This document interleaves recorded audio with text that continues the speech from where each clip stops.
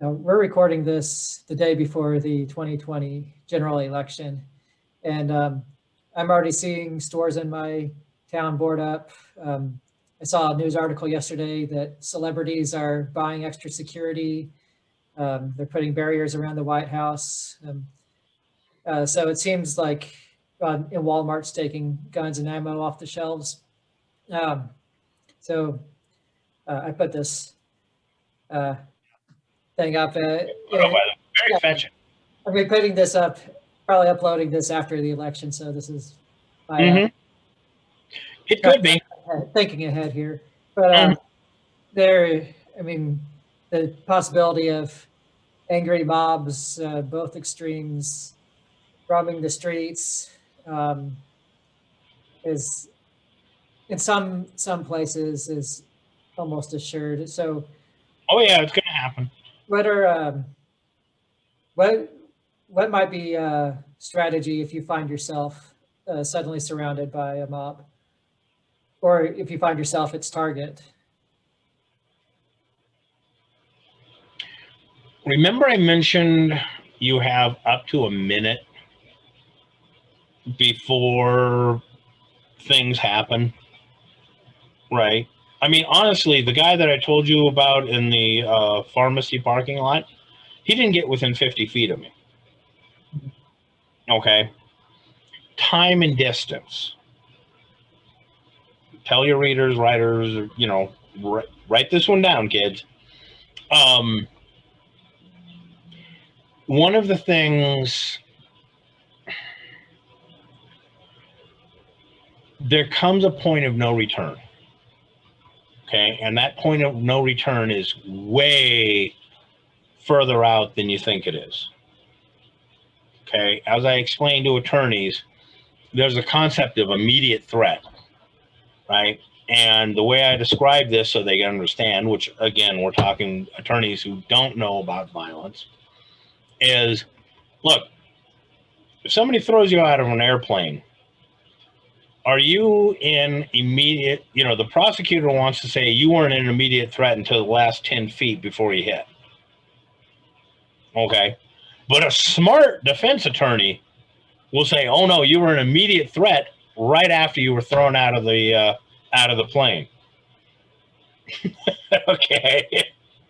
A difference, yeah.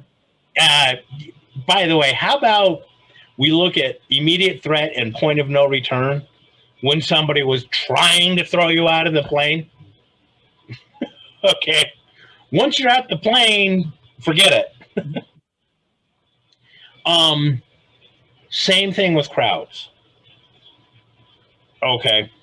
One of the problems is we are so accustomed to having a TV screen or a movie screen between us and what we're seeing.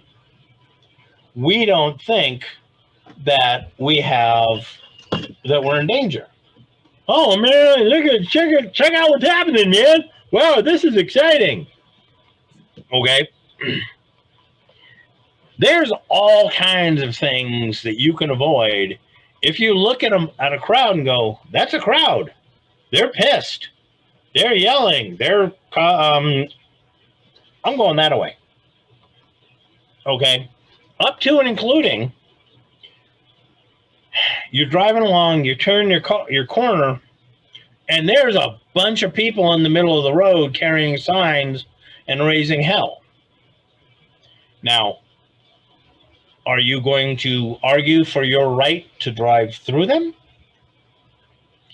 Or are you going to sit there and go, oh gosh, what's happening?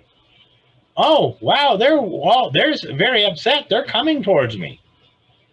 Okay. Or are you going to bang a Yui? Right? Oh, like, nope. Yeah, but that's illegal. Don't care. Right? Um, Getting out of there before they show up.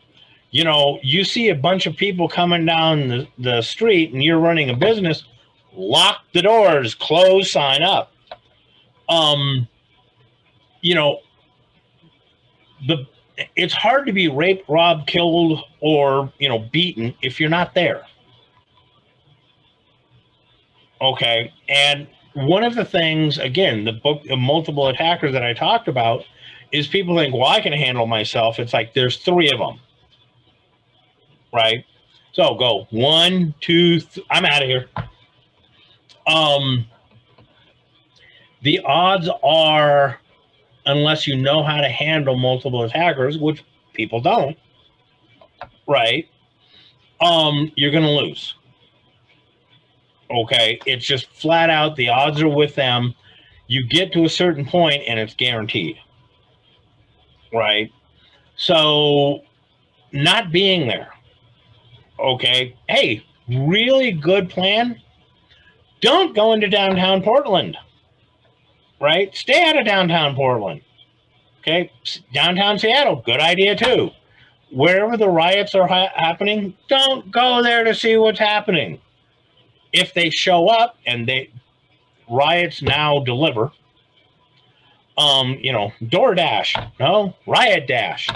When they come into your area, lock the doors and back away.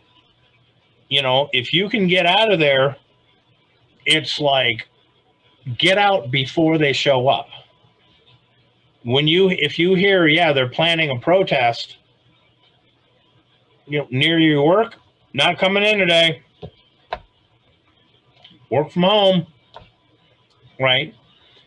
There's no good answer for the average person. Okay. And going out there and engaging, just don't. Shootings are now happening at a higher rate, right? Bullets are not really discerning once they're out in the air, and you can't give boo-boos with bullets. Okay.